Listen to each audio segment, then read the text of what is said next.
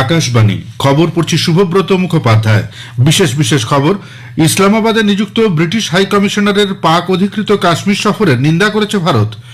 ভারতের সঙ্গে আলোচনা না করে আন্তর্জাতিক মানের গুরুত্বপূর্ণ কোনো বিষয়ে সিদ্ধান্ত গৃহীত হয় না বলে বিদেশমন্ত্রী জানিয়েছেন। আয়ুষ্মান ভারত প্রকল্পে 30 কোটিরও বেশি আয়ুষ্মান কার্ড সুবিধাভোগীদের বিতরণ করা হয়েছে বলে কেন্দ্রীয় স্বাস্থ্যমন্ত্রী জানিয়েছেন। গঙ্গাসাগর মেলায় এখনো পর্যন্ত 45 লক্ষেরও বেশি পুণ্যার্থীর সমাগম হয়েছে। শাহী স্নানের যোগ শুরু আজ রাত 12:13। ইন্দোরে আজ টি-20 সিরিজের দ্বিতীয় ম্যাচে ভারত আফগানিস্তানের মুখোমুখি হবে। সুপার কাপ ফুটবলে আজ মোহনবাগান হায়দ্রাবাদ এফসির এবং ইস্টবেঙ্গল শ্রীনিধি ডেকানের বিরুদ্ধে খেলবে। আসছে বিস্তারিত খবরে। ব্রিটেনের পররাষ্ট্র দপ্তরের এক আধিকারিক সহ ইসলামাবাদে নিযুক্ত ব্রিটিশ হাই কমিশনারের পাক অধিকৃত কাশ্মীর সফরের নিন্দা করেছে ভারত। এ মাসের 10 তারিখ হওয়া অত্যন্ত আপত্তিকর ওই সফরের বিষয়টি নতুন দিল্লি গুরুত্বের সঙ্গে বিবেচনা করছে। বিদেশ মন্ত্রক এক বিবৃতিতে বলেছে যে ভারতের সার্বভৌমত্ব এবং আঞ্চলিক অখণ্ডতার এই ধরনের লঙ্ঘন কখনোই গ্রহণযোগ্য নয়। বিদেশ সচিব বিনয় মোহন কোয়াত্রা এই লঙ্ঘনের জন্য ভারতে নিযুক্ত ব্রিটিশ হাই কমিশনারের কাছে কঠোর প্রতিবাদ জানিয়েছেন। মন্ত্রক স্পষ্ট জানিয়েছে যে জম্মু কাশ্মীর এবং লাদাখ কেন্দ্রশাসিত অঞ্চলগুলি ভারতের অবিচ্ছেদ্য অংশ ছিল, আছে এবং থাকবে। বিদেশমন্ত্রী এস জয়শঙ্কর বলেছেন, ভারতের সঙ্গে আলাপ আলোচনা না করে বিশ্বে কোনো বড়সড় সিদ্ধান্তই এখন গৃহীত হয় না।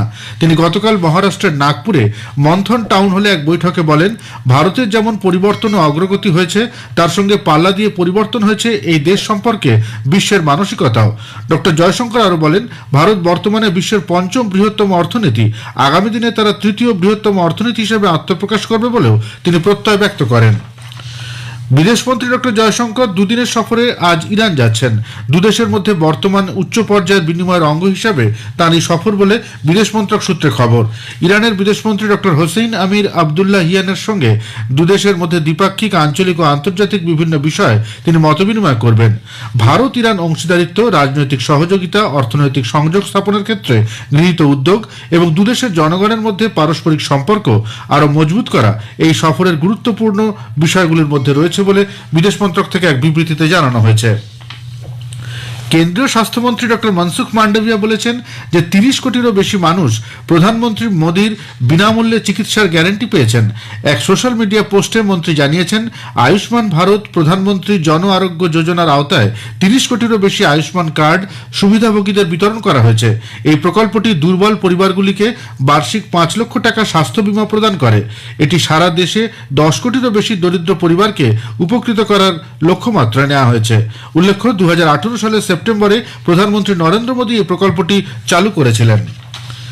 প্রতিরক্ষামন্ত্রী রাজনাথ সিং সীমা সড়ক সংগঠনের বিভিন্ন চালু থাকা প্রকল্পে নিযুক্ত দৈনিক বেতনভুক্ত শ্রমিকদের জন্য একটি গোষ্ঠী বীমা প্রকল্প চালু করার প্রস্তাব অনুমোদন করেছেন। এই প্রকল্পে শ্রমিকের যে কোনো ধরনের মৃত্যুর ক্ষেত্রে তার পরিবার বা নিকটাত্মীয়কে ক্ষতিপূরণ হিসাবে 10 লক্ষ টাকার বীমাকৃত মূল্য প্রদান করা হবে। প্রতিরক্ষা মন্ত্রক জানিয়েছে যে প্রতিকূল আবহাওয়ায় জীবনের মারাত্মক ঝুঁকি নিয়ে কাজ করা শ্রমিকদের মনোবল এই প্রকল্পের ফলে আরও চাঙা হবে। মন্ত্রক বলেছে, এই প্রকল্পটি দেশের প্রত্যন্ত অঞ্চলে কর্মরত সিপিএলদের জন্য একটি সামাজিক সুরক্ষা এবং কল্যাণমূলক ব্যবস্থা হিসেবে কাজ করবে। সম্প্রতি প্রতিরক্ষা মন্ত্রী সিপিএলদের উন্নতির জন্য অনেক কল্যাণমূলক পদক্ষেপের অনুমোদন দিয়েছেন।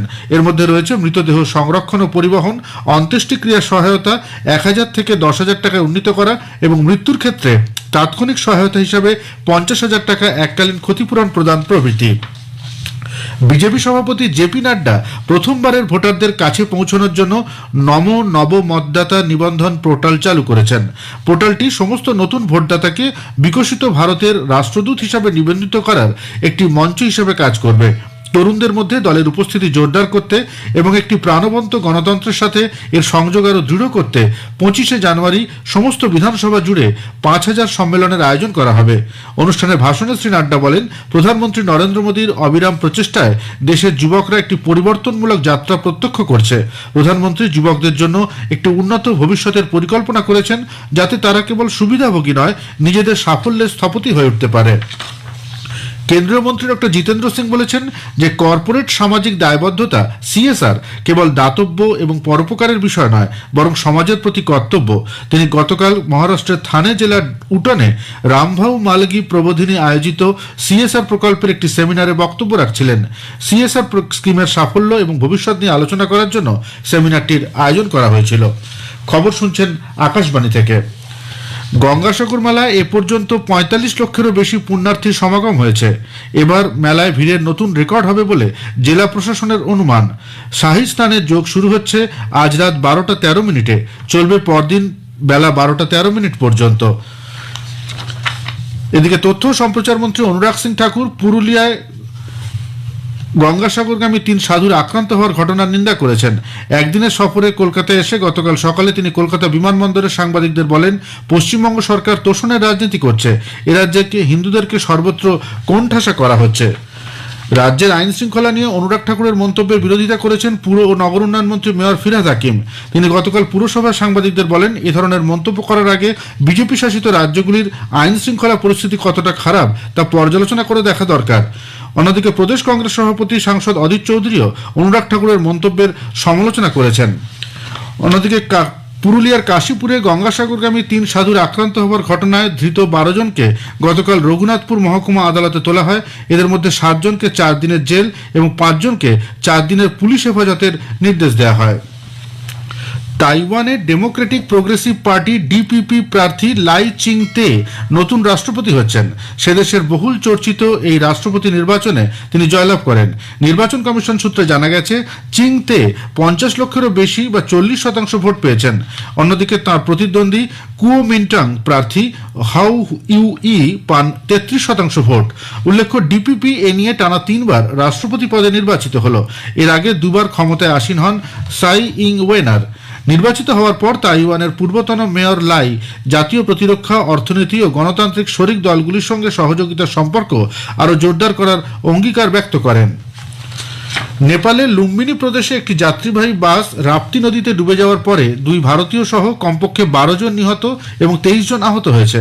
সংবাদ সংস্থা সূত্রে খবর, শুক্রবার গভীর রাতে নেপালগঞ্জ থেকে কাঠমান্ডুগামী বাসটি ভাগলুবাংয়ের রাপ্তি সেতু থেকে উল্টে নদীতে পড়ে গেলে দুর্ঘটনাটি ঘটে। নেপালের কাঠমান্ডুতে ভারতীয় দূতাবাসের সহযোগিতায় ভারতীয় নাগরিক সমিতি গতকাল প্রবাসী ভারতীয় দিবস ২০২৪ উদযাপন করেছে। নেপালের ইন্ডিয়ান অ্যাসোসিয়েশনের সভাপতি মনোজ কান্দই নেপালের অগ্রগতিতে ভারতীয় প্রবাসীদের অবদানের বিষয়ে বিস্তারিত তুলে ধরেন। নেপালে ভারতের রাষ্ট্রদূত নবীন শ্রীবাস্তব শিকড়ের সঙ্গে সংযোগ স্থাপনের লক্ষ্যে প্রবাসী ভারতীয় দিবস উদযাপনের গুরুত্বের কথা তুলে ধরেন। ২২শে জানুয়ারি অযোধ্যার রাম মন্দিরে প্রাণ প্রতিষ্ঠার আগে বিশ্বজুড়ে নানা অনুষ্ঠান এবং উদযাপনের মধ্যেই মার্কিন যুক্তরাষ্ট্রের বিভিন্ন স্থানে বিশাল বিলবোর্ডগুলিতে রাম মন্দির উদ্বোধনের বার্তা প্রদর্শন শুরু হয়েছে। বিশ্ব হিন্দু পরিষদের মার্কিন শাখা সেদেশে 10টি রাজ্যে 40টিরও বেশি বিলবোর্ড স্থাপন করেছে এবং ২২শে জানুয়ারি অযোধ্যায় রামলালার প্রাণ প্রতিষ্ঠা অনুষ্ঠানের বার্তা দেখাচ্ছে।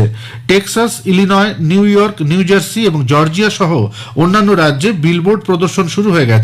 অ্যারিজোনা এবং মিসৌরিতেও আগামীকাল থেকে এই প্রচার শুরু হবে। নিউ জার্সির হিন্দু সম্প্রদায় আনন্দে মেতে উঠেছে এবং অধীর আগ্রহে জমকালো উদযাপনের জন্য অপেক্ষা করছে।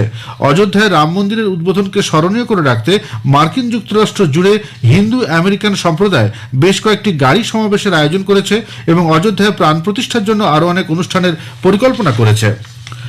উত্তর পশ্চিম ভারতের সমভূমি অঞ্চলে আগামী 4 দিন অতি তীব্র ঠান্ডা অনুভূত হবে বলে ভারতীয় আবহাওয়া দপ্তর আইএমডি পূর্বাভাসে জানিয়েছে। পাঞ্জাব, হরিয়ানা, দিল্লি, উত্তরপ্রদেশ, উত্তর মধ্যপ্রদেশ, রাজস্থান ও বিহারের বেশিরভাগ অংশে সর্বনিম্ন তাপমাত্রা 3 থেকে 7 ডিগ্রি সেলসিয়াসের মধ্যে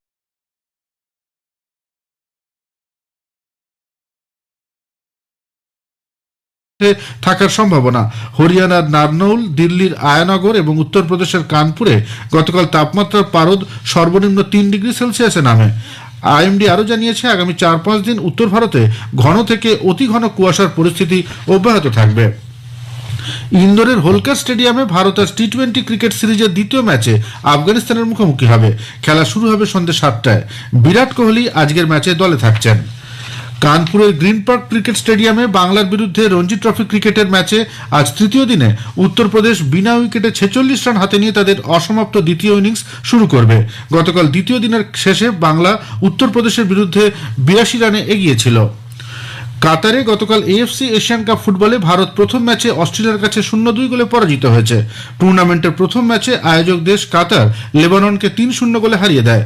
ভারত বৃহস্পতিবার তাদের পরবর্তী ম্যাচে উজবেকিস্তানের বিরুদ্ধে খেলবে। সুপার কাপ ফুটবলে আজ প্রথম ম্যাচে মোহনবাগান হায়দ্রাবাদ এফসির মুখোমুখি হবে। কলিঙ্গ স্টেডিয়ামে খেলা শুরু হবে দুপুর 2টায়। দ্বিতীয় ম্যাচে ইস্টবেঙ্গল খেলবে শ্রীনিধি ডেকানের বিরুদ্ধে। খেলা শুরু হবে সন্ধ্যে 7:30টায়। খবর শেষ হলো।